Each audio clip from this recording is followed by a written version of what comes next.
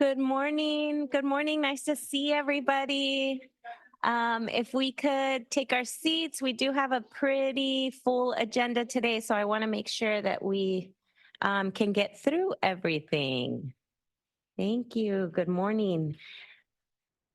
Welcome to our April 25th Social Equity Working Group meeting. I'm calling today's meeting to order at 9:30, and as you probably can guess, because I'm sitting here, unfortunately our chair is not here, so you have me again today. Clerk, can we confirm that we have quorum? I can confirm that we have a quorum, yes. Okay, you're right. And before we get started, I would like that our interpreter for today introduce themselves and walk through how folks can access our interpretation services for our meeting. Announcement from interpreter. To use the interpretation feature, please scroll to the bottom of the Zoom screen where the meeting controls are. Click on the interpretation icon, the world, and select English as your language. If you are joining through the Zoom mobile app, cell phone, tablet, etc., please press the ellipsis, then interpretation, and then choose your language. Finally, click on mute original audio to not hear the original Spanish slow in the background. Headsets are available for interpretation if you are in the meeting room. Please check out a headset from the receptionist in the lobby. Aviso por parte del intérprete. Para hacer uso del servicio de interpretación, favor de desplazarse a la parte inferior de la pantalla de Zoom, donde aparecen los controles. Haga clic en el icono de interpretación, globo terráqueo, y seleccione Spanish, español. Si está utilizando la aplicación móvil de Zoom, celular, tableta, etc., presione los puntos suspensivos, luego interpretación y luego el idioma. Si no desea escuchar el audio original en inglés en el fondo, por favor seleccione Mute Original Audio, silenciar audio original. Contamos con auriculares disponibles para el servicio de interpretación. Si se encuentra en la sala de reunión, favor de pedir auriculares con la recepcionista en el vestíbulo. Thank you. Thank you very much. Now I'd like to take a quick moment to acknowledge that we are on tribal lands. We acknowledge the harmony that existed between the land, nature, and its original peoples who have since endured displacement, persecution, and systemic oppression. We pay our respect to the unceded territory and homelands of the 18 tribal nations in our region, the most of any county in the United States. The land has nourished, healed, protected, and embraced all of us for many generations in a relationship of balance and harmony. As members of the SANDAG community, we acknowledge this legacy. We aspire to learn from Indigenous traditional knowledge and experiences in undoing the injustices of the past. Now we'll review the meeting process for both working group members as well as members of the public who wish to participate. For working group members, as you all know, raise your hand. We'll call on you to speak. You all have iPads. I believe everybody knows how to use them. If you have any issues, we can help you out. Clerk, before you provide us with a quick reminder of how public comment works, can we please ask that we keep all public comments to 1 minute so that we can get through all the agendas or all the items on our agenda today? Thank you. Yes, if you are in person and would like to speak on any item on the agenda, please submit a speaker slip to me. And if you are online, please raise your hand at the beginning of the presentation of an item. I will call on those in person first and then those virtual. Thank you, Tessa. Do any members of this group have questions on meeting process? Great.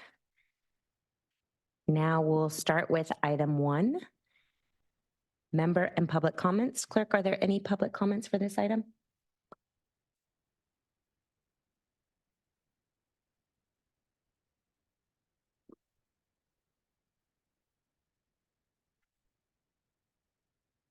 Thank you. I do have one public commenter on this item, the original draw. Please go ahead.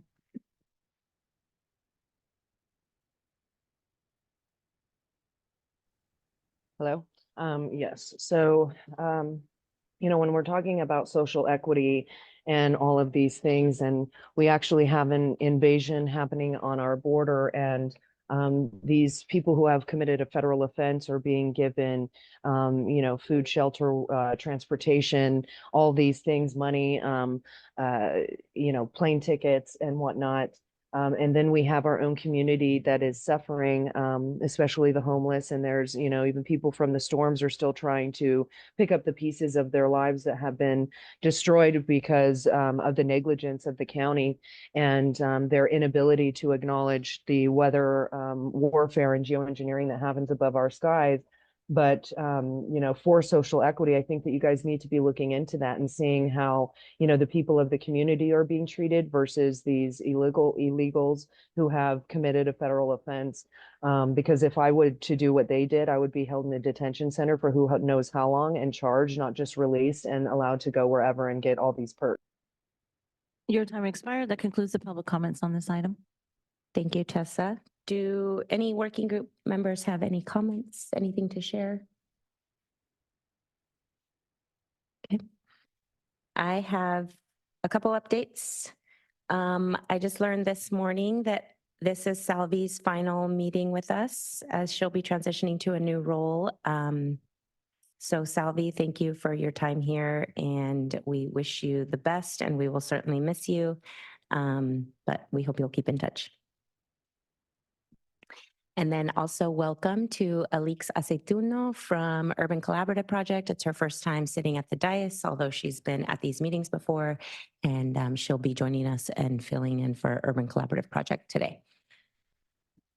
Finally, I think we sent this out, but we will be canceling the May Social Equity Working Group meeting. So we'll get that off of everyone's calendar due to some other conflicts with SANDAG meetings. We'll meet again on June 27th, our regularly scheduled meeting. Now we'll proceed to approving our meeting minutes. Item number 2, that was for the March 28th Social Equity Working Group meetings. Working group meeting. Do we have any comments from the public on the minutes, clerk? I have one public comment on item 2, the original draw. Please go ahead.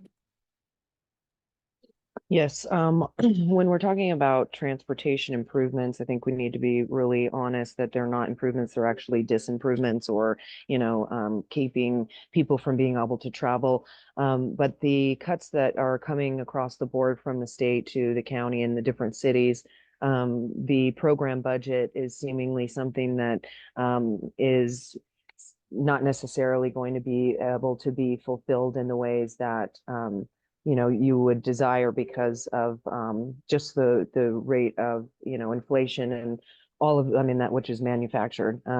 But it's just kind of scary to think about the state of our state and county in the future with those cuts that are coming across the board, but then seeing that, we're spending so much money to invade our border and there doesn't seem to be a problem with spending money for that. And it's very, very well organized and put together. So, maybe we need to talk to everybody doing that to see how we can just really get things flowing throughout the county.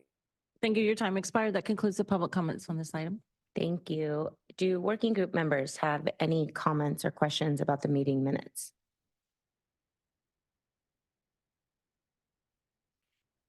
As a reminder, you don't have to have been present in order to vote on the meeting minutes. May I please have a motion to approve? Thank you. Motion by Carol. May I have a second? Second. Thank you. Second by Jennifer. All those in favor, please raise your hand. Those are approved unanimously. Okay, moving on to our first presentation. Staff is going to present an overview of the Regional Reconnecting Communities Study and lead a discussion, get some feedback on the definition of a disconnected community. Our presenter today is Lizzie Havey from our planning department, and it looks like Rachel Kennedy will also be joining her. Good morning. Hi, good morning. Hi, everyone. My name is Lizzie Havey, and I'm a regional planner at SANDAG on the Sustainable Communities team. Good morning. My name is Rachel Kennedy. I'm the Integrated Transportation Manager and working with Lizzie on this study. I'm here today to talk briefly about a new effort SANDAG is undertaking funded by a Caltrans planning grant, a Regional Reconnecting Communities Study. The study is just kicking off and we are at the very beginning stages of a multi-year effort. We want to come today to have the Social Equity Working Group weigh in early on in the first task of this study and overall introduce this concept and study to the group. We have lots to learn along the way and we know you all can continue to provide valuable feedback in sequential stages and tasks. We may not know all the answers to your questions today, but we will do our best. I want to first start by providing some context. What is reconnecting communities? Generally speaking, we know that where government agencies planned and constructed transportation infrastructure like highways has and still impacts communities today. Looking back, construction of transportation infrastructure such as highways and freeways at times harmed existing communities, displacing residents and local businesses and creating barriers by physically dividing once fluid neighborhoods. A report from the Department of Transportation highlighted that highway routes were chosen where land costs were the lowest or where political resistance was weakest, cutting through low income and communities of color more often than not. Today, reconnecting communities is an effort to restore connections and invest in neighborhoods. We see this in new federal and state reconnecting community grant programs. For example, the federal program is dedicated to reconnecting communities that were previously cut off from economic opportunities by transportation infrastructure. Understanding now what is reconnecting communities, I want to talk about briefly about what this study is and what this study is not. What our study is, it's what you see on the screen here in the text, a region-wide study to understand where transportation infrastructure, inclusive to rail, highways, and major roads, has created barriers and negative impacts on communities. The study aims to define, identify, and prioritize solutions that will better reconnect communities. What our study is not. This is one of several efforts under the umbrella of reconnecting communities and is not project specific. You may have heard SANDAG has been recently awarded grants and federal earmarks for other reconnecting community projects. But this study is helping us understand regionally where communities are most impacted and prioritizing solutions and project types where it is most needed. The study is not focused on one type of project because we need to identify a multitude of solutions with varying costs to prioritize fostering connections and feasibility of project implementation. So a little bit about the social equity benefits and priorities of these type of projects. We want to prioritize equity throughout the study and with these pillars on the screen as overall guiding themes. Through the data-driven process, we want to ground truth and better understand lived experience through community involvement in a way of outreach and engagement. Environmental justice is also a key pillar moving forward as we consider pollution exposure and burden, quality of life issues, and proposing solutions that take into account past harms of transportation decisions and current impacts such as safety and access to economic opportunities. Lastly, the study provides a framework for our region, for multiple agencies, not just SANDAG, to move forward reconnecting communities projects and understand where to best prioritize funding opportunities, where it is needed most. I want to focus a bit more on the first three tasks today. Again, we're just kicking off this study. So we'll be coming back to this group throughout the study to talk about the different tasks. This study is a joint effort between our data science department and the regional planning department here at SANDAG. Our data science department is helping to lead the first task, and we are actively working on this task today. Overall, the goal of this task is to define disconnected communities, establish quantifiable metrics to understand harmful transportation infrastructure, and identify corresponding data elements to be used in the analysis. We then hope to use as an impartial process as possible to analyze and derive clustered communities of concern or study areas where we see the most impacts based on innovative data techniques that use a multitude of data sources. So using this data-driven approach is important to SANDAG, but so is understanding lived experience. We hope to better refine the analysis in the existing conditions and outreach portions of this study. This is a sensitive subject. Transportation decisions have harmed communities at times, so we want to partner with this group and take an iterative approach to this study. We hope to then ground truth the data and work with communities in the region to provide the best deliverables we can within the context of this study, and ideally for future integration and other plans and project pipelines. So in the existing conditions task, we'll further refine those study areas I talked about and continue to rely on outreach and engagement to help guide us throughout the various tasks. We'll then look at best practices to understand typologies, what type of projects could be best at reducing greenhouse gas emissions or furthering safety within communities. We'll then look at implementation strategies and solutions for prioritizing projects, and then finally culminate that in the draft and final report. So today, what we're here to talk about is what you see on the screen, our draft definition of a disconnected community. So let me provide a little bit of context here. This definition is specific to our very first task, the data analytics. So again, we are working closely with our data science team to kick off the study with a data-driven approach to understand these impacts of transportation infrastructure on communities. We know many neighborhoods are connected and shared history, experience, and space, but for the purpose of this study, it is helpful to provide parameters to identify communities that have been and continue to be negatively impacted by transportation infrastructure. To help us understand what is a connected community, we wanted to understand what is a disconnected community. This is a draft definition to help our data science team understand what are key elements to factor in the data analysis at this point. The overall output of this task is draft study areas using clustering algorithms to later be refined in the sequential tasks, like I talked about.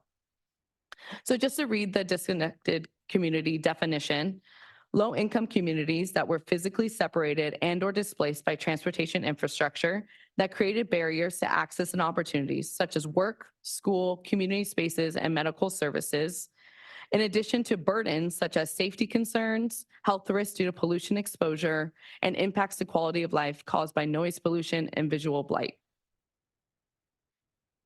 Again, our focus today is to get feedback on that definition of disconnected communities. I wanted to provide the context of the study, introduce the study. This is the first time we've come into any of these groups to talk about the study, but wanted to come today very early on and again, come to this group. So I'll go back to the last slide so we can talk a little bit more and get feedback on this definition.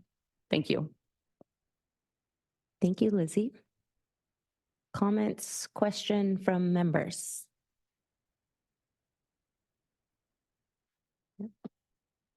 Hi, good morning. Thank you for that presentation. I just want to state a little bit of the obvious, right? Well, most of our organizations here do work in kind of reconnecting our communities, and long time coming, I think, right? This kind of study. And I wanted to see if there was any further explanation of, because we have tons of data, right, on these communities that have been affected. What would be the guiding light in a way, and then what would be the future kind of steps towards reconnecting? I know it's really early stages, but I'm just curious where we are from. Thank you. Sure. So the study that Lizzie spoke about is kind of a first step. There are some new federal programs that are available that can provide more planning, design, or even capital dollars. And so this study is just looking at the data, helping us to define the different communities that have been most greatly impacted by transportation infrastructure, and then identifying different types of projects that in the future could better help to reconnect those communities. It can help to poise put our region in a good place to look for some of those state or federal funding sources in the future for more specific project work. So that's sort of the purpose of this effort. It's kind of that first phase, and then being in a more competitive place to look for those other dollars in the future to make some of these types of projects a reality. And just to add on to, there's been different projects that SANDAG and other agencies have pursued within the Reconnecting Communities bucket. This is helpful because it provides a framework for our region of how to maybe prioritize those projects and funding solutions, what's the best way to move forward, and how to better integrate that into existing plans or future integration of plans as well, such as the regional plan. Claire, I think you had your hand up. Thank you for sharing about this. I know the kind of national city, Southeast San Diego, is a kind of a separate project, but we're really excited about that. And I know Urban Collaborative has been involved in that. Just a couple thoughts on the definition. I like where it's going. A few additional things that kind of came to my mind were I think something that's a little bit more nebulous is just like community cohesion that's impacted by this type of infrastructure. So I see community spaces, but there's also just this sense of community that gets disrupted. Another thing is I don't see anything about like food or kind of like basic needs. And, you know, this infrastructure can impact people's access to just like basic needs.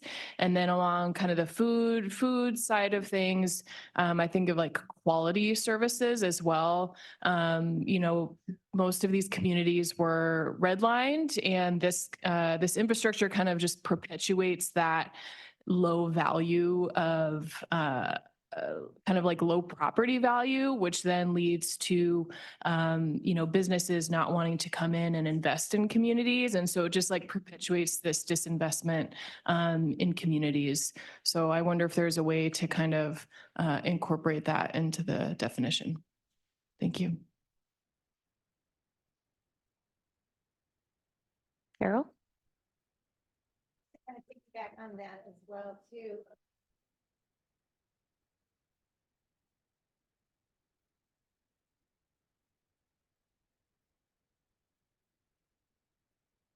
Economic development, because it doesn't encourage the businesses to go into those locations. And a lot of people are now taking their business outside of those areas. And so we want to make sure that we include that as well.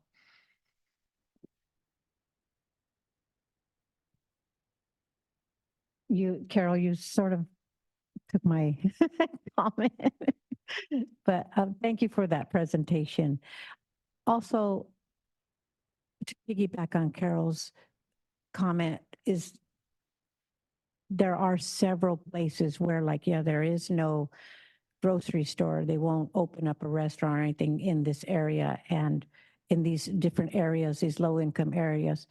But I also wanted to know where are your, because this affects, you know, all San Diego County, is your target areas where you're going to be collecting your data in certain target areas, or is it all San Diego County? And then I wanted to know, how are you collecting your data? Because there is a lot of data out there already. So are you going to use that, or that's already there? And how are you going to collect more? Yeah, so the very first task, we are doing a region-wide analysis. So looking at the entire region to then later understand where kind of like things are like hotspots, essentially, like where do we see a lot of different data points coming together. So we'll be using a lot of existing data resources that we already have related to socio-demographic information, related to understanding equity impacts. You know, this can be overlaid with things like CalEnviroscreen, for example. Also travel pattern behavior, that's something that we're looking at. Is there anything else? Land use as well. So SANDAG does have a pretty rich compilation of various data sources. So we are looking to take advantage of all the different elements that we have and do this kind of layered analysis where we're looking at all the different pieces and how those are coming together, interacting, and helping to identify the communities that are experiencing the greatest or have experienced the greatest impacts from the transportation infrastructure. And then Lizzie mentioned as well, incorporating community feedback as well, because we know that there's, you know, lived experience and people who live in the communities and day-to-day experiences or impacts that they're feeling that maybe not as clear just through the, you know, census data or American Community Survey data. So there's sort of a two-pronged approach. This is a county-wide study, so we are kind of starting with that existing data for the whole region and then helping us to narrow in on some of our more affected communities. I think Belen had her hand up, and then we'll go Alix. Yes, good morning. I have 3 questions. First, what's the timeline for this project? It's a 20-month study. So we recently started within the last couple months. I think it's set to go, what is that, late of 2025. Okay, thank you. And on your tasks, I see community engagement and outreach. So I imagine you're thinking this group would play a role as contracted CBOs, or you have other methods to engage the community? We don't know right now if that's going to be like the contracted, CBOs versus working with the CBO network at large. I know you all have different groups and we could be working together. I don't know, the specific, like the contract part of it, but we do imagine having, robust engagement where we've been talking about what that looks like today. And I think we can come back to this group and talk more about how we could best do that outreach engagement for a task like this or a study like this. Yeah, absolutely. I think based on the work that we do, a lot of us would be in a good position to speak with people about the subject, right? Since they're living in the communities that we serve. But you can come back and let us know what that looks like. Just so I'm asking so we can plan ahead, right? Oh, we can expect to be doing this kind of work around this time so that we have the organizational capacity to do it. And then my other question was it's more like a comment question. So we were part of the development of the Climate Equity Index at the City of San Diego. And that was a large conversation about what indicators need to be in this in this project to identify the communities of concern. And I remember there were interesting conversations because it's like, okay, this factor should be included, but there's not sufficient data to use it, right? Or things like that. So I'm just wondering how you are going to identify the metrics if you're going to solicit outside input. Because this is useful, but it's also only one of us can speak at a time, right? It's not as easy to think creatively. So I just want to know what your process is going to be. Yeah, we plan to come to this group like in an iterative approach, coming back and going through the different tasks. I think especially related to this task, the task one, we want to ground truth the data. We want to bring you all involved. So I think there is a hope to continue to have these conversations and understanding, these are the different data sources that we have presenting that and then asking you all, like, is there anything that we're missing before we take the next step? So that is the goal. And hearing that now, we can ensure that we can come back to this group, whether it's the CBO network or in this form as a social equity working group. Thank you.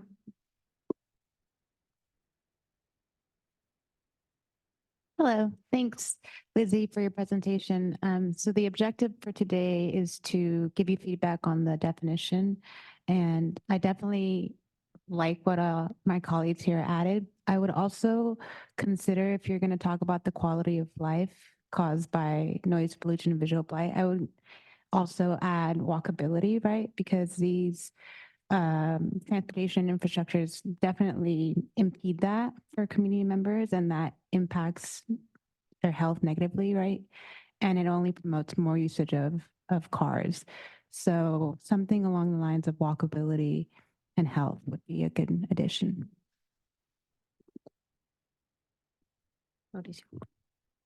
Thank you for the presentation. One quick comment, I think there's a lot of really good feedback that's been given today. Mine is just an under school, swapping that out for education.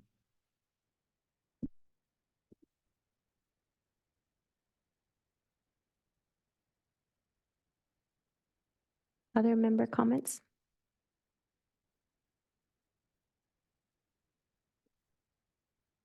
Thanks. I just had one other thought that was just kind of around zoning and how, because we have this infrastructure, now we have higher levels of like industrial zoning next to residential, and how that's like an ongoing issue. And so there's like this historical impact on our communities. And then there are decisions that are being made today because of that current zoning that are going to lead to, that's going to make it harder to, reconnect, if that makes sense, since we're just like, oh, here's a new polluting business. It's fine because it's zoned industrial. So it's all good, and then just that kind of like continues forward.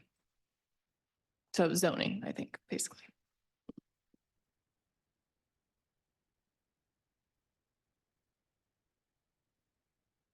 Well, we really appreciate all your comments. That was very helpful to us. And we noted all the different feedback that we got. So thank you. Thank you both very much. Do we have public comments? Tessa? Thank you. I have one public comment on this item, the original draw. Please go ahead.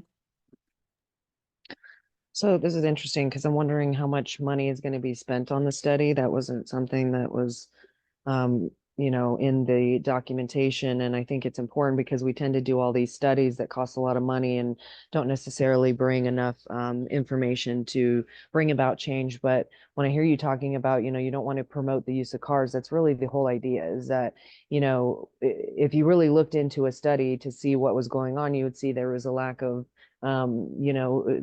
the county doing their job to upkeep this infrastructure. So then it becomes, a failing infrastructure, and it's harmful to just the communities across the board, whether it be in their ability to go from one place to another, or, safety issues as far as getting into accidents because of the conditions of the roads.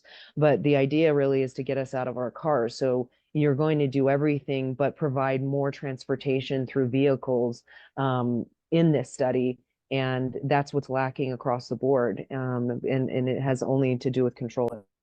Your time expired. That concludes the public comments. Thank you. Okay, we can move on to item number 4 on our agenda, which is going to be a presentation on the regional value capture study. Tim Garrett is joining us again. Good morning, Tim. Take it away. Good morning, Paula. Good morning, members of the Social Equity Working Group. Happy to be here again. This will be a recap of presentation I brought to you all last year in June 2023. So just as a recap, my name is Tim Garrett, regional planner here with the Strategic Partnerships team at SANDAG. And so yeah, wanted to close the loop. When I presented last year, we had this study, the regional value capture study was ongoing. And so we've completed it since then. So I wanted to bring it back, kind of some of the final takeaways and how we're using it in our work moving forward. So just to kind of bring about why this is important, SANDAG is a really important agency for making really large public investments throughout the region. A lot of those are big transportation infrastructure investments, and they can have a really big effect on the underlying land value that's as a result of those investments. So that can bring a lot of benefits. Transportation is really, really powerful, but it also has it's also important to consider who benefits from those investments, how they're spread throughout the communities and throughout the region. And that can really vary according to how projects are implemented. And so value capture is a way to make sure that the benefits are being accrued among different groups of people. And so you can kind of influence that in a certain way. And so this is a social equity conversation because this can influence how much members of the public benefit from these investments. And so just a quick recap, last year we did a regional value capture study. This is funded as part of our housing acceleration program. So the original idea is to look at how these different tools can be used to advance housing production throughout our region, to provide those opportunities, and also provide infrastructure or provide revenue to implement the regional plan, which, as you know, has a number of projects. They're all, in total, it's a lot of money to implement those. And so how can we marry those two things together? And then ultimately develop policy recommendations for local jurisdictions. So that's our cities and the county. Because to implement these types of strategies, it's not just SANDAG, it's the local jurisdictions really. So we're providing tools to these jurisdictions. And so what is value capture? So it's a concept, and it can be implemented through a variety of different instruments, but really it takes advantage of underlying land value increases as a result of public investments. So if you imagine a piece of raw land, it's not connected to a big piece of infrastructure. It's not, in a good location. It has potential, but not a lot of value. So say some agency like SANDAG comes in, or a city comes in and builds, a new road, a new transit system, things like that. It provides a lot of value to the owner of that property. And so in the absence of, some sort of value capture technique, the owner is accruing an increase in wealth, an increase in value as a result of that. And so the idea of value capture is to recompensate, collect some of that increase that was really made possible through the public investment, recapture that among the public agencies that are responsible in order to provide broader community benefits. And so this is a non-exhaustive list of instruments that can be used to implement value capture. These are the ones we looked at in the study. These are some of the common ones available in California. So the first three, community facilities districts, special assessment districts, and impact fees, these are additive. So these would be assessments on property developers as they're taking advantage of that increase in property value as they want to develop it. This is imposing assessment on those property owners. Tax increment financing, and we have a tool in California called Enhanced Infrastructure Financing District, EIFD. This is not additive, but it's ring fencing property taxes that would be collected, ring fencing them into a certain area so the property taxes can be used, the additional property taxes can be used to pay for infrastructure. And that could be something like a transit project. It could also be underlying infrastructure like roads, sewers, lighting, things like that. And then joint development is related, but it's really taking advantage of publicly owned land. And so a most common example of this is a transit agency owning land near a transit station, school district owns land, they could develop that, that sort of thing. And so we looked at several case studies throughout the study. I want to highlight one here and how it could be used.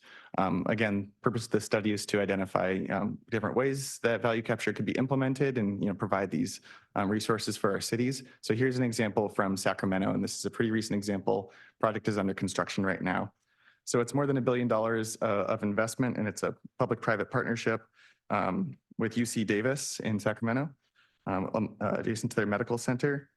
And so this is a mixed-use innovation and research district that is going to have lots of investment, as I mentioned, and they've created an enhanced infrastructure financing district. So that's the one that's not additive, but it's just taking the property taxes in order to provide the infrastructure investment here. So that'll support roadway, stormwater, water, and sewer improvements, as well as contributions to a fund that will provide affordable housing nearby this site.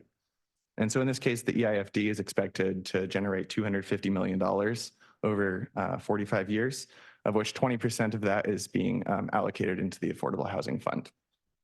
And then so in addition to that, property tax takes quite some time to increase, and so those revenues aren't available right away. But in addition to that, they added a community facilities district. And so that is an assessment on the property, on the leaseholders that'll be occupying the site as it's built out. And so the combined revenues from the CFD and the EIFD are being kind of combined in order to provide the financing upfront for that infrastructure.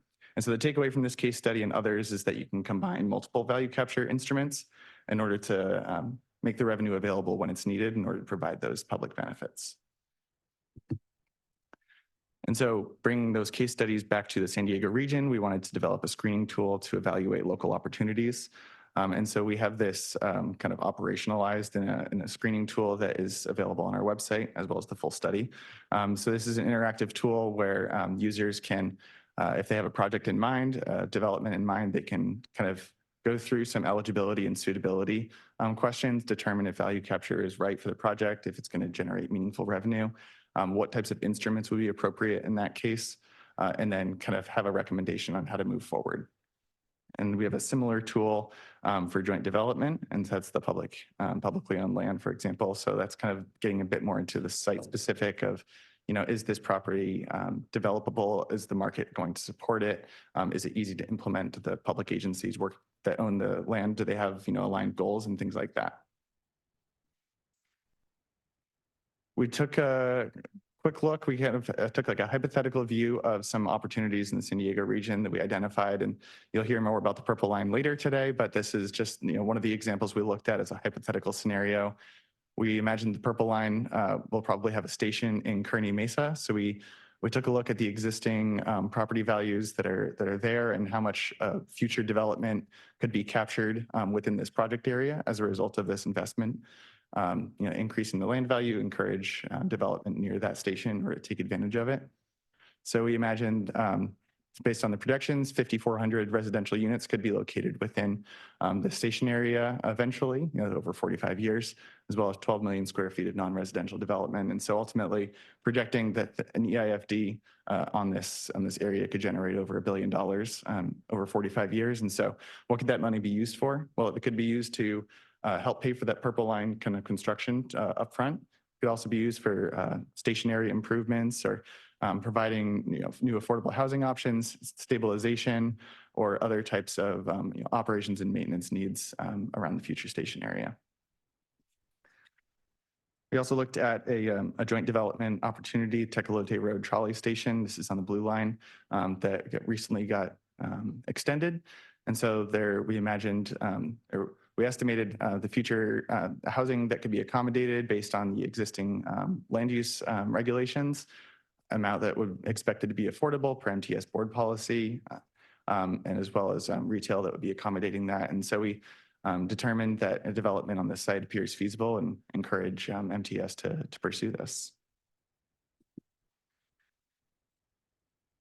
And so considering lessons learned from case studies and then developing local screening tools and looking at opportunities, the next step is, what's the roadmap look like to implement this? So SANDAG did this study. We are identifying that these are tools that local jurisdictions and transit agencies, they can help to implement these, but really having a regionally coordinated vision for how to go about this, what are the goals that we would like to implement, is really the steps for implementing these. So getting partnership and alignment across different agencies, setting up policies and guidelines across those that are complementary. Maybe there's a little bit different policies city to city, but what's the long-term goal?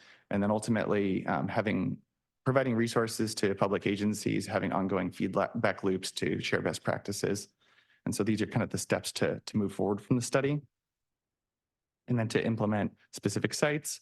We had an example of this with Kearney Mesa and Tecolote Road stations, high-level screening of what would be the most opportune sites, develop a business case, do your due diligence with the financial modeling, how much revenue could be generated, what are the financing options, what types of infrastructure could be built, and how can that be kind of part of a cohesive strategy for providing community benefits. And then so ultimately, that we have we're done with the study now, but so the study and the screening tool are available on our website. We provide the links to those in the staff report. We want to continue having conversations with partner agencies, local jurisdictions, as well as folks around the region. We want to explore opportunities to combine this with our SANDAG planning work. And so we're working with the Purple Line team. We're also looking at opportunities to implement this with improvements along the Sprinter corridor up in North County. And then we're also going to be having a workshop where we'll go a bit more into detail with each of these tools and have some outside speakers talk about lessons learned from other cities around the state. And that'll be with our local jurisdictions, and that'll be next month in May. And so that we have that on the schedule. So ultimately, we're providing these resources to our local jurisdictions, and we want them to be useful because that's the whole point of doing the study. And so with that, thank you for your time. Really appreciate the opportunity to bring this back to the group. Love to hear any feedback or recommendations, and happy to answer any questions if you have any. Turn it back to Paula. Thank you, Tim. Alix? Morning, Tim. Thank you. I have a question regarding, this is I guess a forward-thinking question, but once the revenue has been accrued or generated, who gets to decide how those funds are used? Is it the developers or the policymakers or the community? That's my question. Sure. So depending on the instrument, a separate governmental entity might have to be created. So an EIFD is kind of the most obvious example. So an EIFD is created by a city. So say a city of San Diego, a city national city, they would create an enhanced infrastructure financing district. It's technically a separate government entity. And so that would have its own board that would have decisions. And oftentimes cities and counties, when they create these, they'll set up policies about how the money should be used, and they'll set up an infrastructure financing plan ahead of time that'll list out all of the things that the money can be used for. And so it's really the cities and the counties, when they create these, they set up the policies. And so it's not SANDAG that would be able to have that input, but really the local jurisdictions. So are there going to be policies or guidelines in place to provide, to gather community input so that the funds are better serving the community members that live within that city, for example? Yeah, sure. I mean, I highlighted one case study here. We have other case studies in the report that are kind of, some of the best practices. Depends on, what the local jurisdiction's kind of top priorities are. Is it, creating a certain number of jobs? Is it creating a certain number of housing units? Is it transit ridership? Depending on, what those goals are, then we have some, recommendations on how best to achieve those and some examples.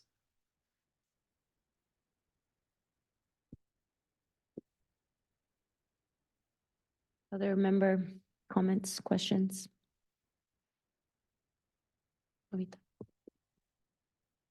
Hi. I think I remember, I've only been here a couple of times, but anyway, I think I remember this presentation from last year when I did come. But you were talking about the affordable housing, and there was one for 240 units, only 15% of that is affordable housing. And then you were speaking about something earlier. 20%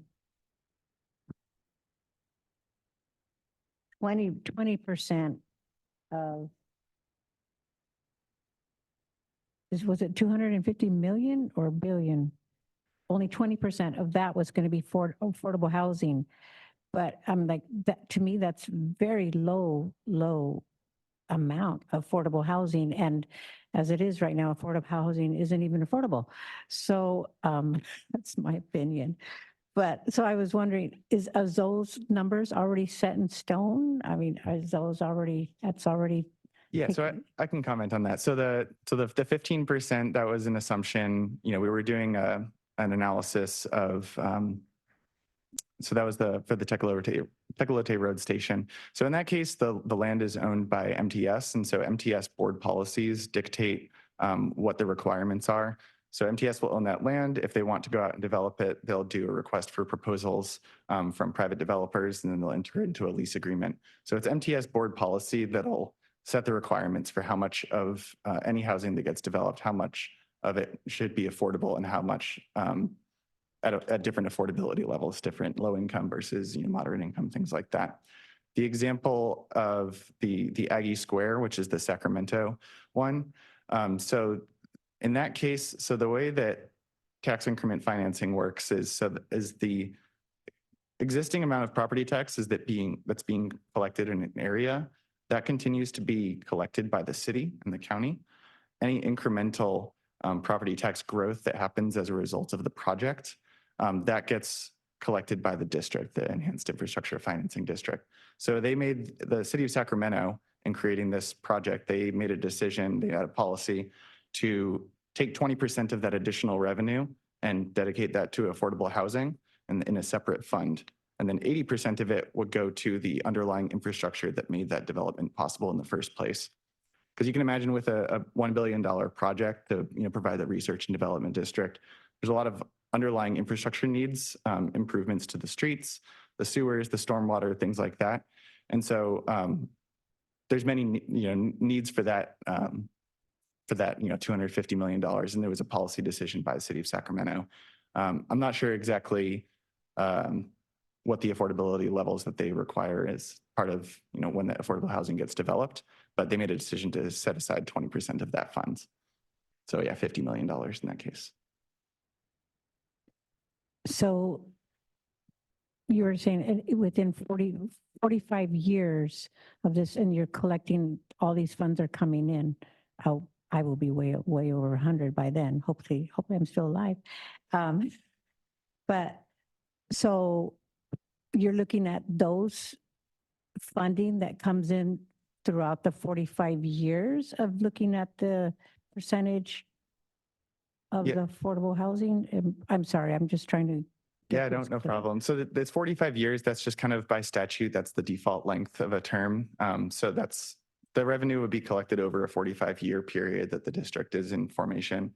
One of the nice things is that when you do a project like this, you have a pretty good idea of what how the revenue will grow over time. So you'll know how much revenue to expect in year 1, year 10, year 20, et cetera. And so it's possible to issue bonds against that future revenue to bring that revenue forward. So if you know you're going to be collecting for the next 45 years, it's a really stable revenue stream. You can finance to have money upfront to be able to make those improvements and also to provide the affordable housing and other types of benefits. But it's a long-term revenue stream that is able to pay for that.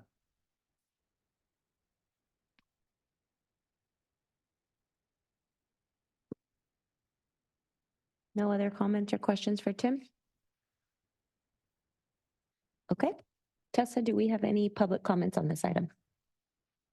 Thank you. We have one public comment, the original draw. Please go ahead. Yeah, I guess it's kind of confusing when you're talking about, because you're saying you want to provide affordable housing, but and when we are in such a devastating deficit in the state, the county, and in many cities, but yet we're going and trying to increase the property value so that you can capture the value from increasing the value in the land. Well, when we're doing that, then we're also making it so that, because there aren't affordable homes, like nothing really is. An affordable home would be like $200,000. I don't even know, but they're in the millions or close to that when we're talking about affordable housing. And if right now it's in that realm, and then you increase these values of the land, all of that's going to increase as well. So the cost is not even going to be close to affordable. So it seems like we're always getting in our own way and to really provide what needs to be provided. And again, how much does this study actually cost? And that concludes the public comments. Thank you, Tessa. Thank you, Tim. We will move on to agenda item number 5. Cecily Taylor is going to share an overview of the Purple Line, including the recent feasibility study efforts and the upcoming alternatives analysis that will develop an array of alternatives and conduct extensive public outreach to identify the best project for the corridor. Welcome, Cecily. Thank you. Good morning, everyone. Again, my name is Cecily Taylor. I'm a senior regional planner on the mobility team here at SANDAG and the project manager on the Purple Line project. So excited to be here sharing an update of what we've been up to and what's coming soon. I think this group is likely already familiar with the Purple Line, but just to get us on the same page, this is a transit line that is planned to serve communities along generally the I-805 and I-15 corridors. It will provide a convenient and reliable alternative to driving as it's been envisioned in the regional plan, and the South Beta Sorrento comprehensive multimodal corridor plan is a really higher speed kind of transit that can serve many passengers and provide a travel time that hopefully would be competitive with driving along these corridors. This reliable option will connect to a lot of existing transit centers in our region. It would provide connections to all of the trolley lines, as well as a lot of the existing and planned rapid lines, and through that providing enhanced access to jobs, schools, medical services, recreation, and so on that's in these communities and throughout the region. So that can really help provide more opportunities to these communities, especially some that have been historically underserved in our region. By giving this great alternative to driving, this will also help contribute to reduced greenhouse gas emissions, helping to fight climate change and contribute to cleaner air for these communities. And before moving on, I do want to point out that in the southern portion of this alignment, the Purple Line will ultimately connect all the way from San Ysidro to Sorrento Mesa as envisioned. But in the southern region, we've identified a need to separate that in a separate study. That's the gray area shown on the map. So for now, we're focusing just between National City and Sorrento Mesa. I'll explain that a little bit more in a couple of slides here. But from National City to Sorrento Mesa, What do we have to consider? Well, it's really important to understand the wide variety of urban context in each of these communities. By that, I mean looking at these images of what are the kinds of buildings we have in the maybe more residential areas to the south, National City and Canto City Heights, and then comparing that to these really larger buildings we have, major employment centers in University City and Sorrento Mesa. So understanding how best to serve these communities and the physical constraints that the existing development might have. It's also important for us to keep in mind that Kearney Mesa is a community where their community plan has identified a desire to really densify, provide more mixed use, multimodal sort of context and neighborhood there. So that's something we want to keep in mind. And in Mission Valley, the SDSU campus is currently under construction to similarly provide this mixed use, dense hub. So all of these are things that we need to consider as we're starting to develop the project. And within and in between these communities, there's a lot of various natural resources too that we want to make sure to consider. So I wanted to share what we've been up to. Last year, we initiated a feasibility study, and we've been working with technical staff from the jurisdictions along the route, our transit operators and representatives from SDSU to start to get an idea and explore how we could implement this project as it's currently envisioned, this higher speed, fully grade separated type of almost a subway type transit project. We're just starting to explore options and understand what kind of constraints there might be in implementing that particular idea of the project. We also are using this study to get a sense of phasing.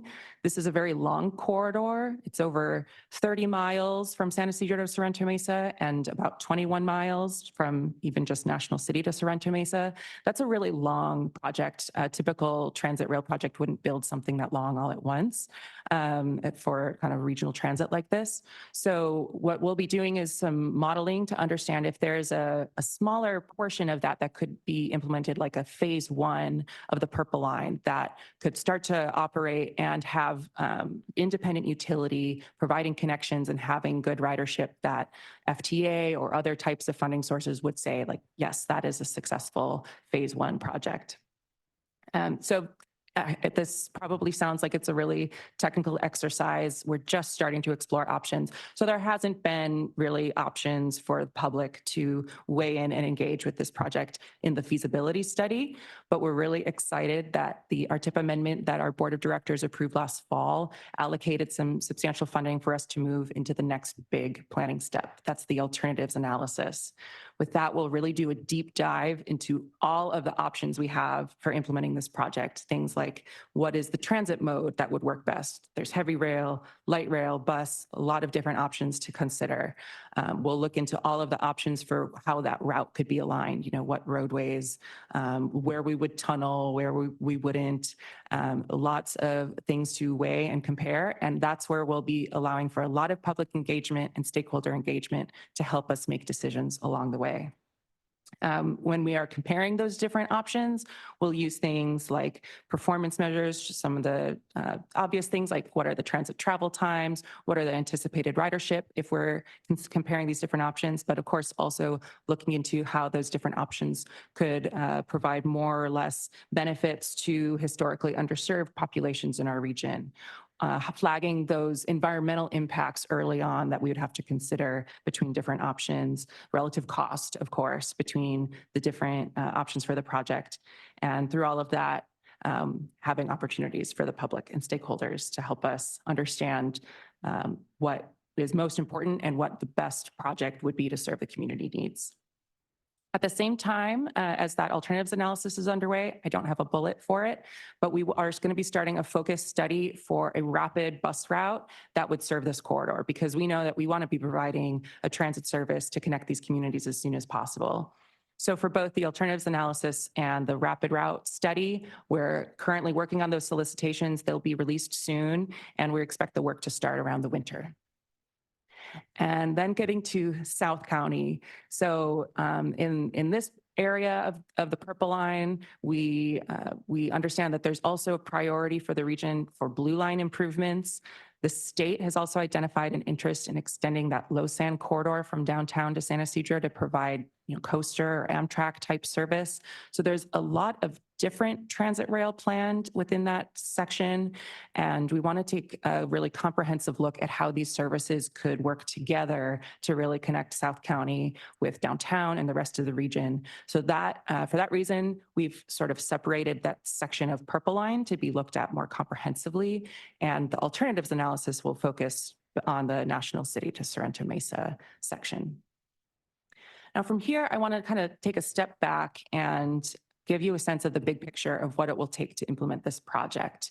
So this illustration shows the overall timeline of how a project like Purple Line would become a reality.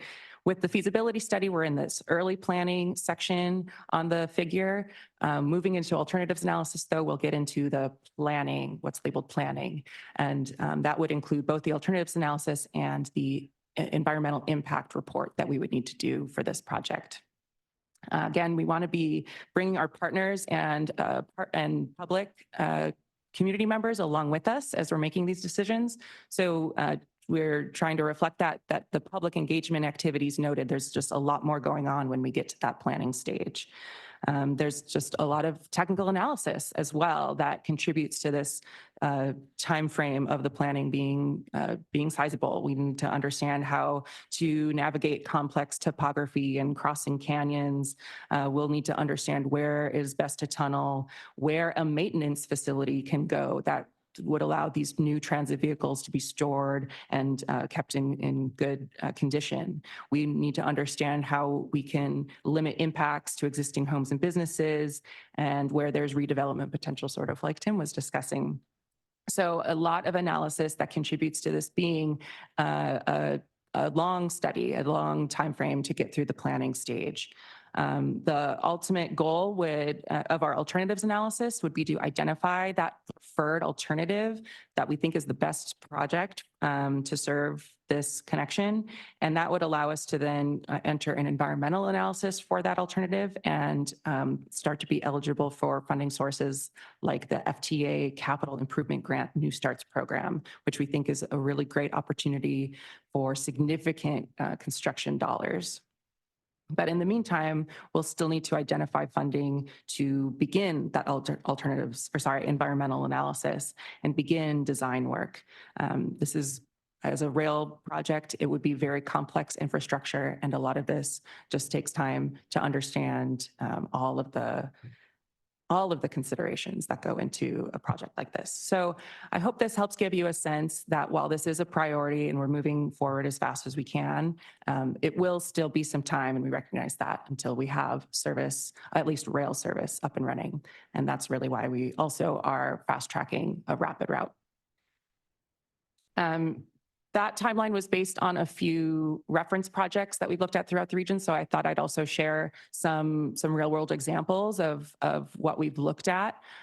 So these are some examples from the Seattle area, at the Los Angeles area, and we included the Blue Line trolley extension here as the kind of local latest big transit project that we can compare to. But note that a lot of these projects are much shorter. Again, it's 21 miles from National City to Sorrento Mesa. A lot of these also didn't have substantial tunneling. So with our vision of having a really fast, high capacity transit that would, to be able to serve or to provide that kind of service, it would have to be fully grade separated, which right now we're thinking would mean tunneling. We'll still need to determine if that is the best value. But just to help give you a sense of why we're saying that this project, we still have a long road ahead of us. And before closing out, I wanted to share a bit more of the kind of engagement opportunities we anticipate doing when we get into the alternatives analysis. Early when we get that effort kicked off, we'll certainly come back with more details and get input from the Social Equity Working Group and the CBO outreach team. But the kinds of things that we anticipate at this point, certainly a lot of in-person events, working with our community organizations to help us get the really local residents and local stakeholders insights into what they need out of this project, doing workshop kinds of events, and also using online tools, surveys or kind of online information and mapping tools to give a wide range of opportunities for folks to tell us what they need out of a project like Purple Line and help us make decisions. We know that there's going to be some hard decisions moving forward when we start to have a better idea of where the stations should be located, where the rail could be located, and knowing that there will be, of course, impacts to that. So we'll have to weigh the pros and cons and want to make sure that the public and our stakeholders are helping us make the best decision to serve the community. And with that, you can find out more on our website. We do have a project website as well, sandag.org/purpleline. We've set up an email, so folks who have questions about the project can email purpleline@sandag.org. Once we get closer to those engagement opportunities, we'll also have sort of e-blast type thing that we've used with other projects, so folks can stay notified when those opportunities are coming up. But for now, happy to answer questions of what we're working on, what's coming up. Thank you for the presentation. As I look at the timeline for this, and it's a very ambitious timeline to get all of this work done. My question that I have is, for the amount of miles that this is going to cover, and taking a look at just a reference points, how will we actually get to the place of constructing this in the 7 to 12 years, where the other ones, it seems it's almost double that time? Oh, so the 7 to 12 years, it was about 7 to 10 years of planning, and then 7 to 12 years of construction. Yeah. So I think that was a point of clarification there. So yes, we understand it will definitely take quite some time from where we are today to when we're constructing. And we're hoping to identify that sort of shorter segment, but we still need to do the analysis to determine if there is a segment like that would be shorter, that we could maybe move a little bit faster, have it phase one. Thank you. Mm-hmm. Hi, Cecily. Thank you. Okay, so just so I can understand better, you want to do a smaller portion along this route as a phase one, and you're excluding South San Diego. You'd probably do National City to Sorrento Mesa. Is that correct? Yes, we're looking for a smaller segment between National City and Sorrento Mesa for now. So this timeline reflects that potential phase one, and you'd only be building from National City to Sorrento Mesa. It's a little hard to say whether that timeline would just be phase one or something longer. There is an opportunity, like actually what the Los Angeles example did. They were looking at a 9-mile corridor, but they even split that up into phases to kind of allow for some work to be happening in parallel. We're still really early on at this point, and we don't know exactly how we'll do the implementation, but it's just a general idea at this point. Are there other alternate segments on this project that could be considered, like San Isidro to National City, for example, or something like that? At this point, we really need to better understand, with all of the different rail service in South County, how that could work together. It's really just not wise to start moving forward with the project without understanding the future planned state. We wouldn't want to be investing in something that would maybe no longer be relevant. So that's part of why we've separated the South County. I get that. I just want to maybe flag that a lot of the economic development and workforce is north, right? So you have a lot of commuters coming from South San Diego to downtown San Diego and further.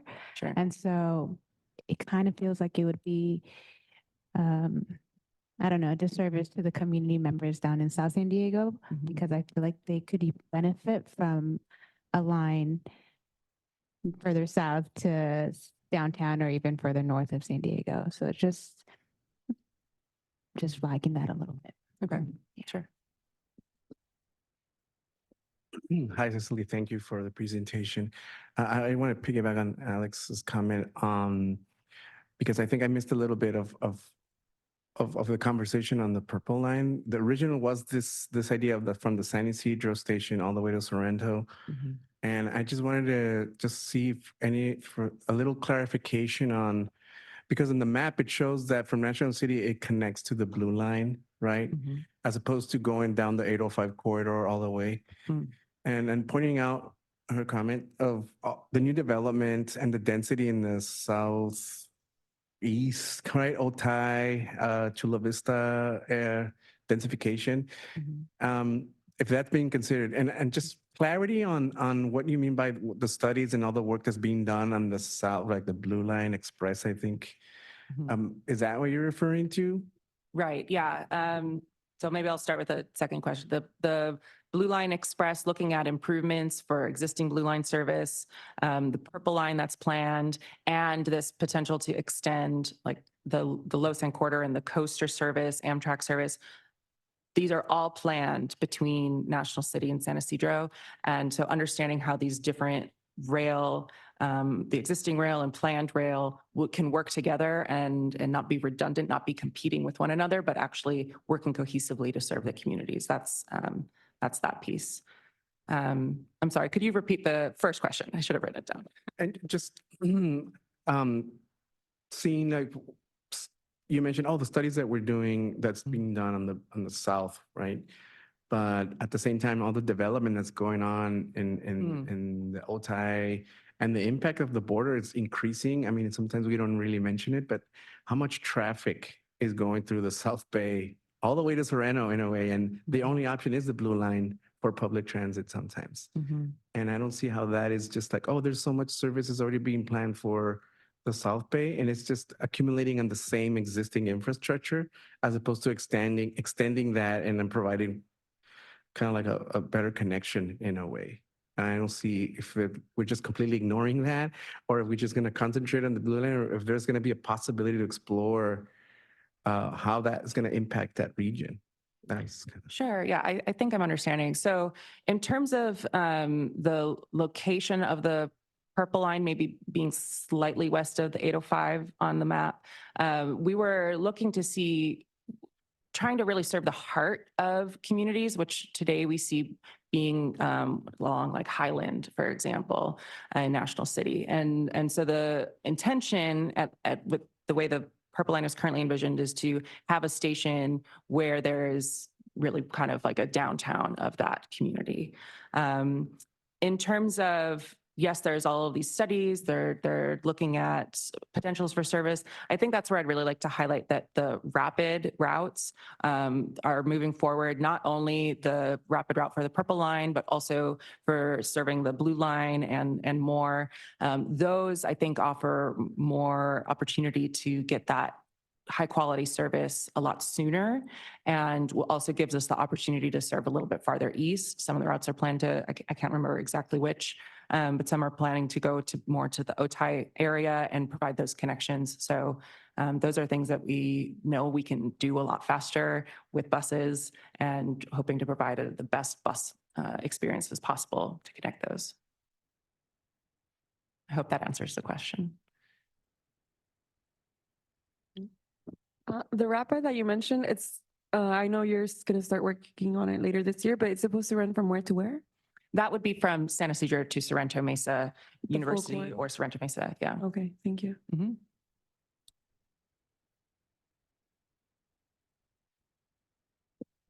Thank you for this presentation. I know this is a big project. It's a lot of work, and there's probably a lot that I do not understand about that process, but I would just echo my colleagues' comments around, you know, really prioritizing areas that have been, you know, disinvested. And so if that means, you know, we've kind of like separated out, it seems like two projects, one National City of Serrano, one's national to San Isidro, and maybe that South Bay project is the one that we're, you know, prioritizing, you know, studying in order to advance those projects prior to, you know, kind of just like flipping what we're prioritizing in order to address, you know, the current infrastructure deficits, and then also to address the fact that our communities are areas where there is high ridership currently, and so taking advantage,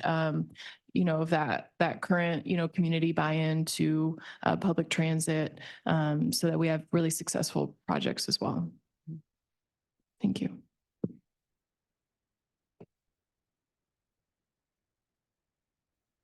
Other member questions or comments?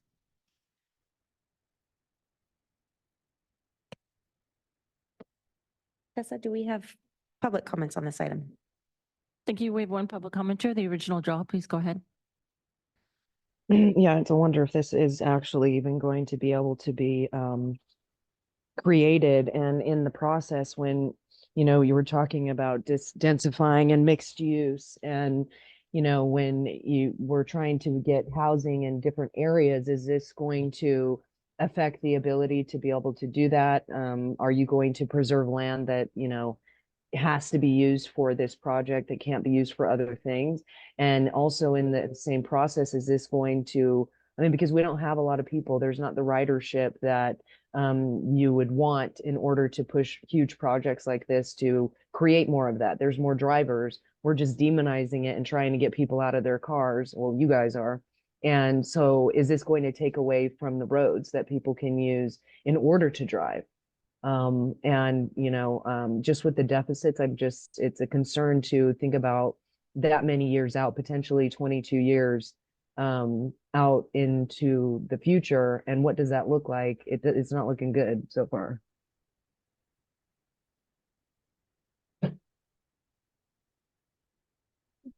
That concludes the public comments. Thank you. Thank you, Cecily. Okay, moving on to our final presentation. We're going to hear about a transit ridership dashboard that's currently under development. And we are joined today by Connor Voss and Grace Mino. Welcome, Connor and Grace. Good morning, Social Equity Working Group committee members. My name is Grace Mino. I am Principal Research Analyst here at SANDAG. I oversee the Applied Research Division under the Data Science Department. I am pleased to announce the project manager of this project. This is Connor Voss. He has served as a project manager for our passenger counting program since 2020, and we are just excited to present to you about this transit ridership dashboard. Connor Voss. Thank you, Grace. It's a pleasure to be here with you all today. Thank you for taking some time to hear about this project. This is going to be similar to Lizzie's item earlier, where we're here to come to discuss this project. It's very early on in the project, so we wanted to come and solicit some feedback and have a discussion about what some priorities are for this project, in addition to a little bit of background here. So we should have a pretty short presentation here today. I don't have plenty of time for discussion. We'll start with a little bit of a background on the project. Go over some project updates, kind of talk about where we're at in the project. We'll also discuss some remaining timeline and some project tasks that are still outstanding. And then I'll show you a screenshot of the prototype. Unfortunately for today, we're not going to do a live demonstration.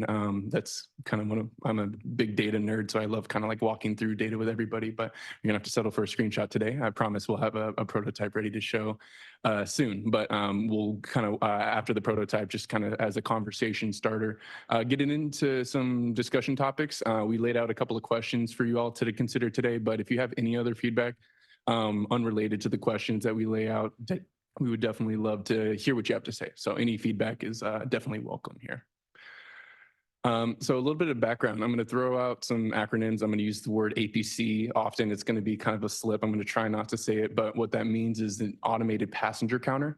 So any transit vehicle that you ride that's operated by NCT or MCS is likely going to have a sensor on the doors of the vehicle that track when people get on and off the vehicles. And this is a really great way for us to know where people are getting on, where people are getting off. And it also gives us the ability to track things like passenger miles traveled, seat miles, and things that show you really kind of in a broad sense what our transit system looks like. And so this project is designed to take the data that comes from our automated passenger counters and summarize that information to provide summary level statistics of what our transit system looks like. So things like how many people get on at the San Ysidro trolley station, for example. We would be able to tell that using data from our automated passenger counters. There's other similar types of data sources for this information, such as farebox data. We often refer to that as Pronto, so like ticket sales and things like that when you go and you tap your Pronto card. This is separate from that. And so this project specifically is going to be summarizing the data from our automated passenger counters. So this program here, we call it PCP, but it's our passenger counting program.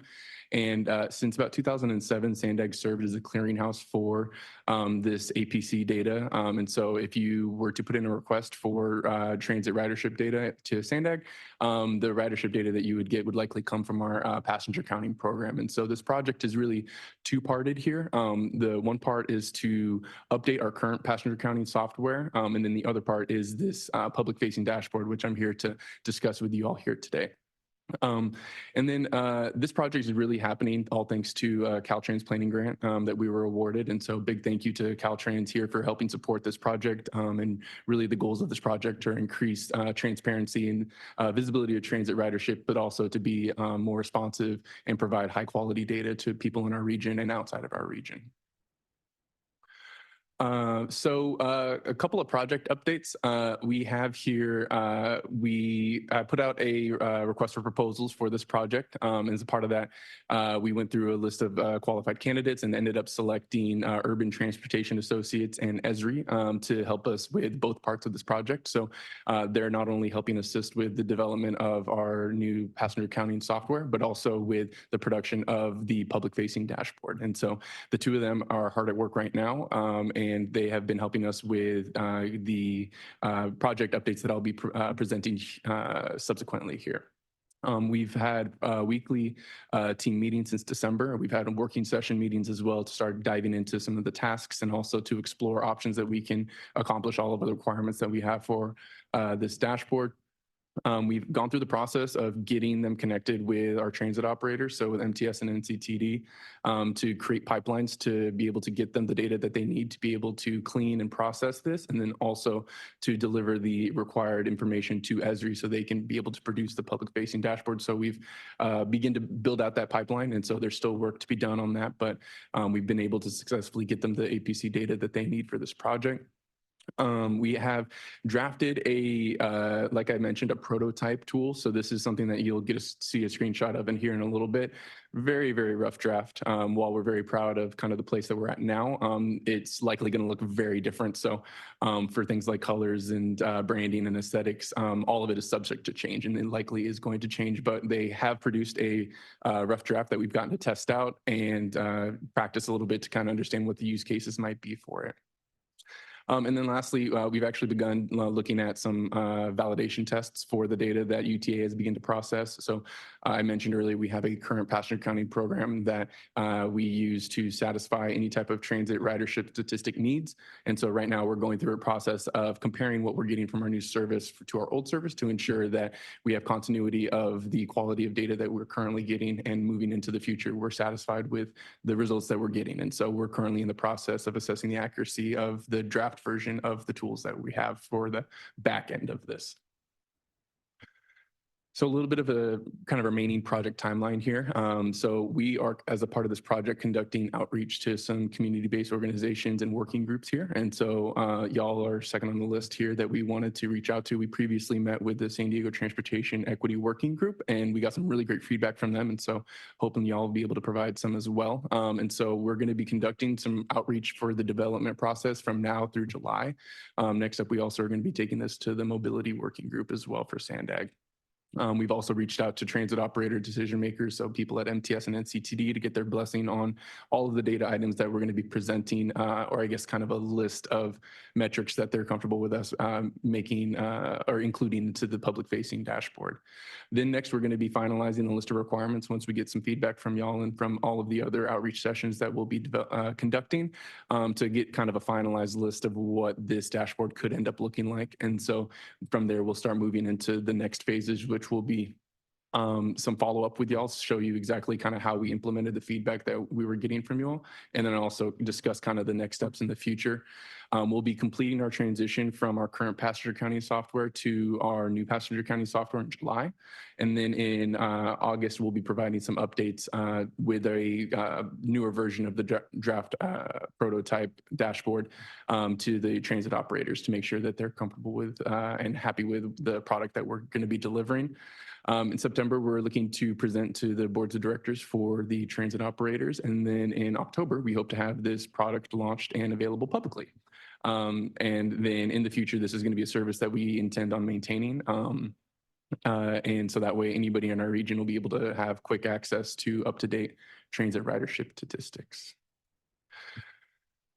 So this is the screenshot that I mentioned earlier. And so there's a lot going on here, and this is, I'll kind of preface, this is not your only time to provide feedback at the end. Included in this is my email as well. If you have any questions, feel free to reach out to Paula. We can definitely get connected to have another discussion if you want further details on this. But this is kind of the idea of what a dashboard is or what it means to us.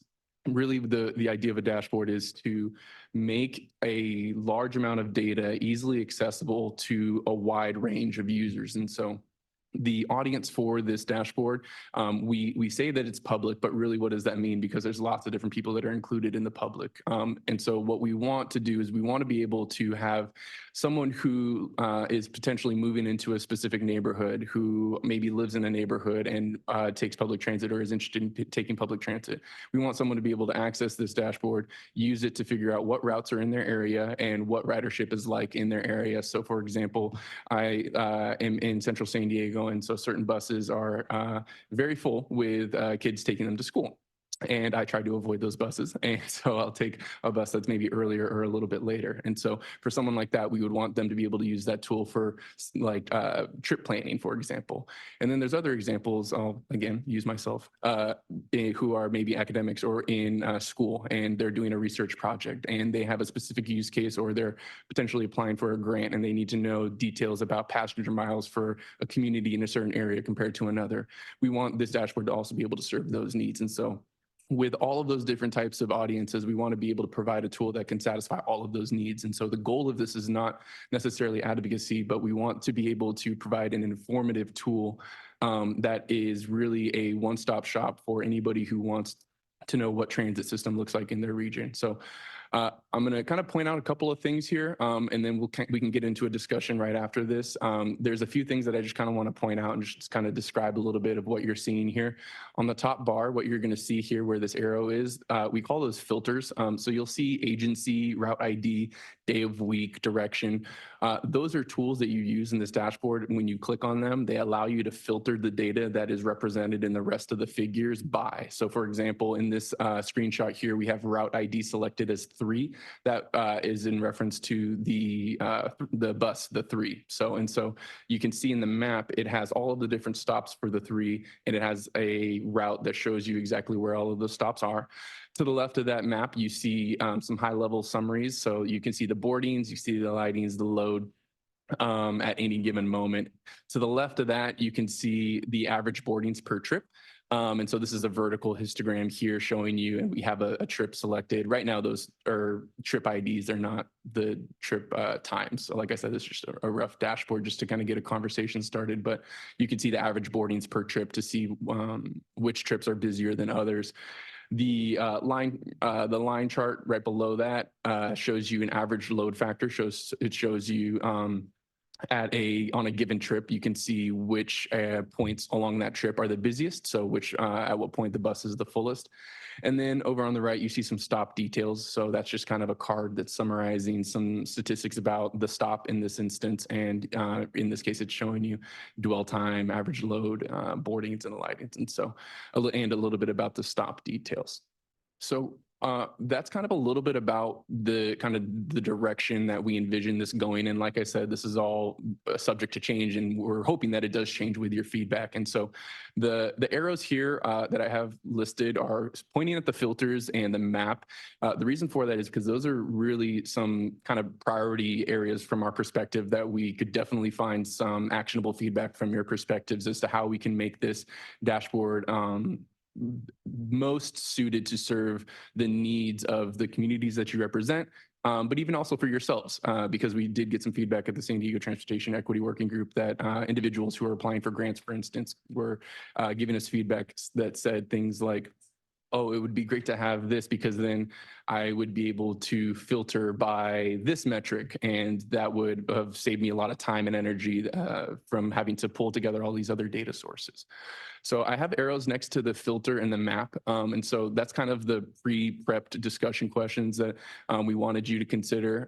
But again, we welcome any type of feedback that you have. And so with the filters, we kind of had a question, and I have some examples listed below, but how would you like to summarize the transit data by? So we have a couple of examples. We have geographies. So we got some feedback that said census tracts would be very helpful to be able to summarize this data by. We could also do school district, cities, really any type of geography. If there's a specification, we could find it, we can make it. Route classification. So like, what type of route is it, whether it's a rapid, whether it's a local commuter, and then time periods. So if you wanted to be able to summarize by a custom time period or a peak period, for example, those are things that you could consider. And then for the map, we were looking into ways that we can supplement the information that you have with the ridership information with kind of spatial components, because one thing that the APCs don't do is they don't monitor, they don't know anything about who's coming in or off these buses. So we're not able to summarize, oh, this person has this many vehicles in their house and they are currently not employed. We don't know any of that with the data that we're getting. But what we can do is we can summarize the information for that area for people who are getting on and off, for example. So if someone gets on at a stop in Escondido, for example, we're able to see, okay, what is that region like? What are we seeing from that community, and how does that community or I guess how do the demographics of that community look when it comes to looking at transit ridership in that area? And so for things like this, we had the question of what information would you like to be able to view in addition to that? And so this would be in kind of like a mapping component. So as you go through, and the map will change as you start to play with the filters, but would you like to be able to see what the coronavirus screen score is for that area? Would you like to be able to see the kind of household income for that census tract, for example? Would you like to know what the educational attainment is? So these are types of the questions that we have. And while we can include kind of everything under the sun, we'd like to kind of know what the priorities and what the things that would be of most utility to y'all. So those are the questions that we have. And that concludes kind of the presentation that I wanted to give, but definitely love to hear any type of feedback that y'all have. And like I said, if you do have anything that comes up later on, or if you can't think of anything now, my email's on the screen, and happy to connect with y'all after this. So thank you.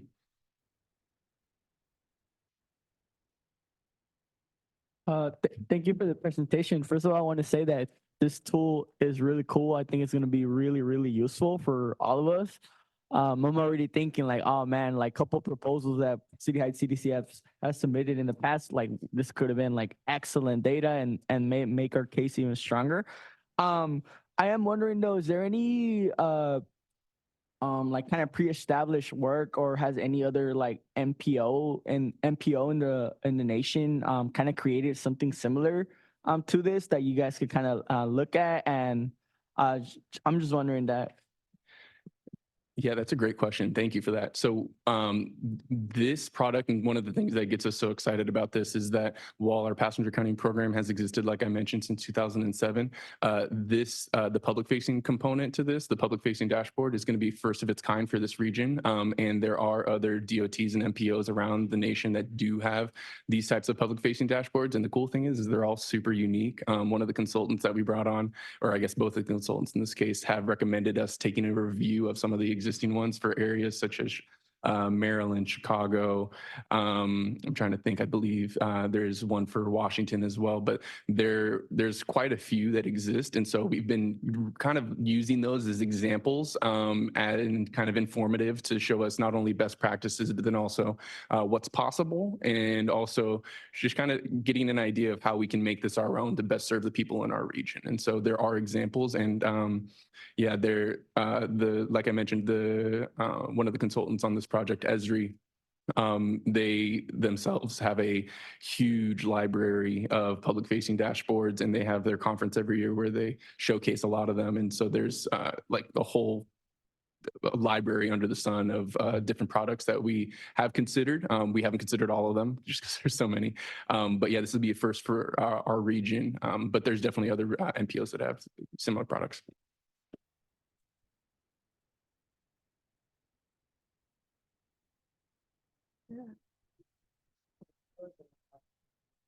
Okay, thanks so much for your presentation. I just have a question.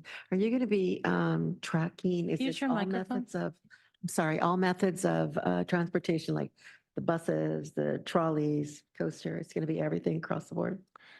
So that's a great question. Thank you. So as I mentioned, the fleets for MTS and NCTD, a majority have APCs on them. Not every single route operates a vehicle with APCs. And so like for some of the, I believe, rural services, I believe there's certain vehicles that don't, but in general, any vehicle that has APCs on them should be included in this.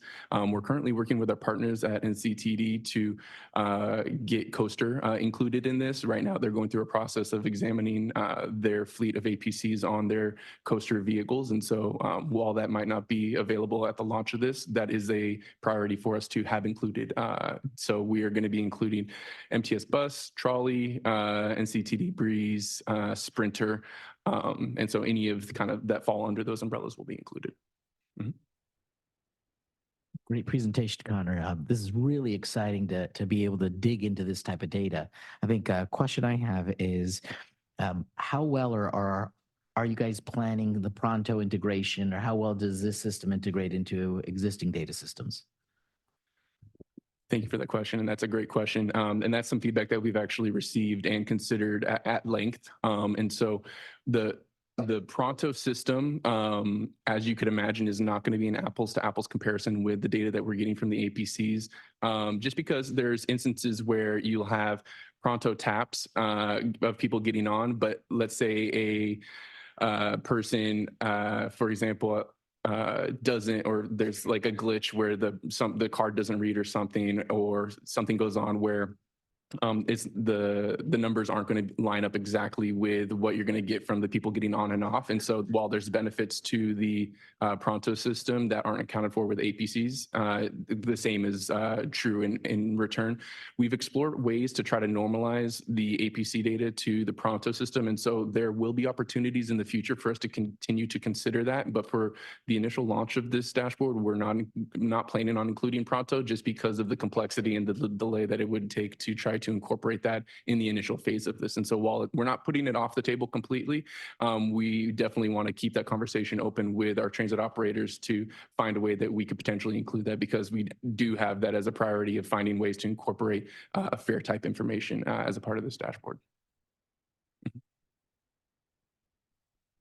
Hi. What will the new APC, the automated passenger counter, be able to do that the old one was not able to do? That's a fantastic question, and we don't have enough time for me to tell you all of the ways that it's going to be better. But what I will say is that there are some high-level things that we're currently not getting from our service that we will be getting from our new service. One of those is going to be custom time period reporting. So, for example, as a best practice when it comes to reporting transit ridership statistics, you don't typically want to compare what we would call a shakeup. Some people may refer to it as a service period, but MTS operates 3 different service periods, shakeups in a given year. So they have one in January that runs through May, then they start one in June that runs through September, and then they'll have one that runs from September all the way through to beginning of the next one. And the reason for that you don't want to compare one to the other is because there's slight changes that they make. And so it's not an apples to apples comparison from one to the other. So typically we like to report on shakeup by shakeup when we're talking about average weekday ridership, because that's kind of the most oftenly referred to statistic that we use. And so that's how the current software was designed back when we originally signed the contract to have them service us for this need.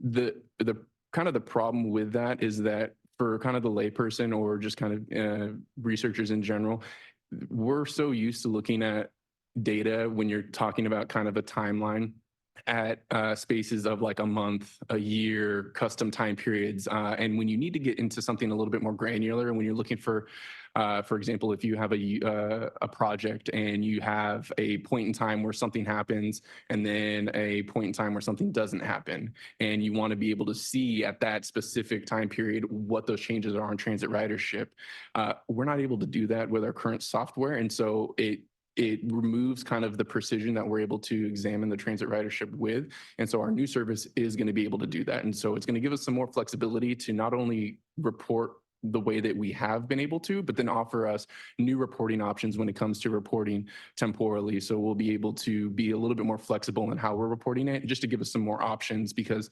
I mean, more options are better. While they can be overwhelming, it's nice to have and not need. Thank you. This is related to the Pronto. Perhaps you can't do an entire integration, but I think people who are using the Pronto app need to be have an option to be directed to this, like if they want to use it, because otherwise I don't know how people are going to find out about it. And really, to maximize use, you have to reach people using the systems they already have on their phones. Right. So I would encourage you to look into that, like a button that refers them, that you can go look at the save dashboard. I'm a transit user, and I'm just trying to think, like, how would I find out about this if it wasn't through the product? And then I like the dual purpose of helping advocates and then the passengers.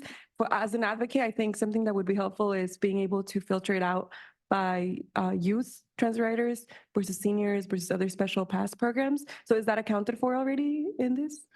So no, that would be something that the Pronto data would be able to do, but we're not able to do with the APC data. But that's definitely something that we can explore for sure. Thank you.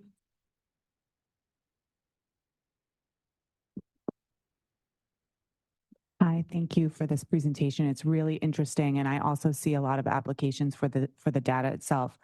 But as a layperson that doesn't look at this type of data all the time, and this may be something beyond this conversation, but will there be, in addition to, getting the word out that this exists, will there be like a tutorial and glossary of what all of the terms are? For instance, I don't know what alightings are. And then like dwell time, I'm assuming, is that waiting at the stops. So just so that it is a little bit more accessible for the average person that doesn't look at this type of data a lot.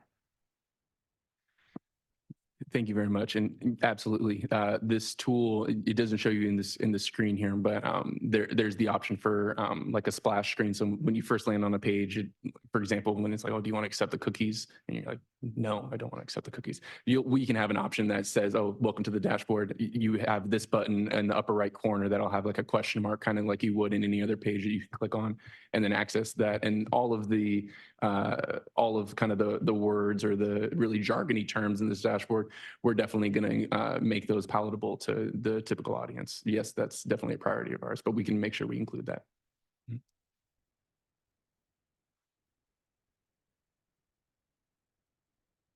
Thank you. I echo everybody. This is an exciting tool to use for many folks.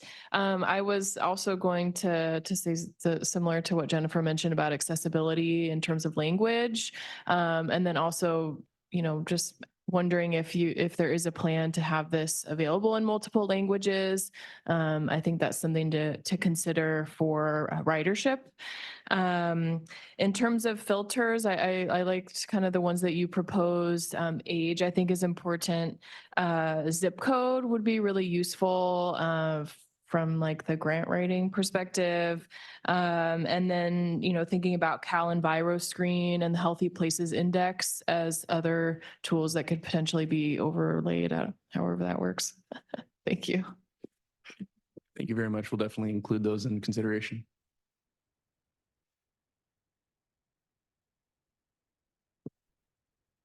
No other comments from our members?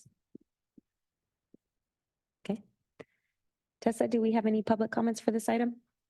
We have one public commenter, the original draw. Please go ahead.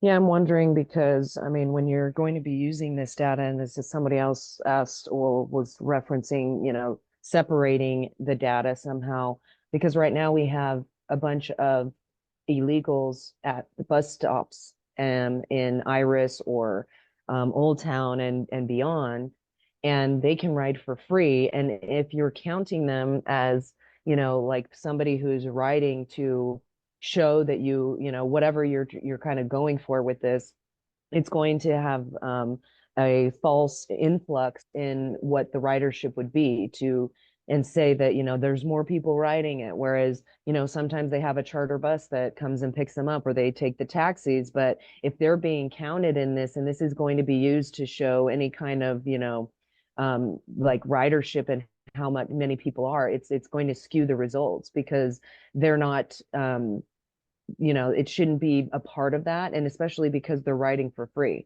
But I think it should be something that you should look into and see how many are riding it, just not have it go to that data.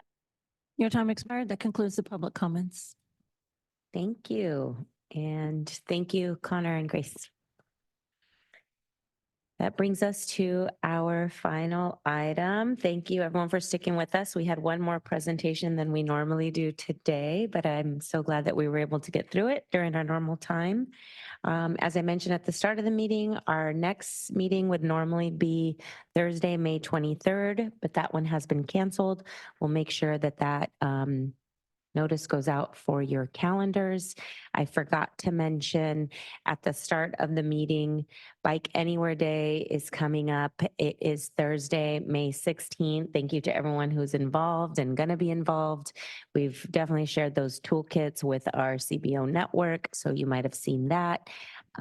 We also have new this year, Bike Local Day, which is for the Saturday after. There's some of these little flyers over by the coffee if anybody wants to pick one up with a bit more information, but we appreciate everyone being involved in that. We will see you again on Thursday, June 27th, and I'm happy to adjourn this meeting at 11:15 a.m.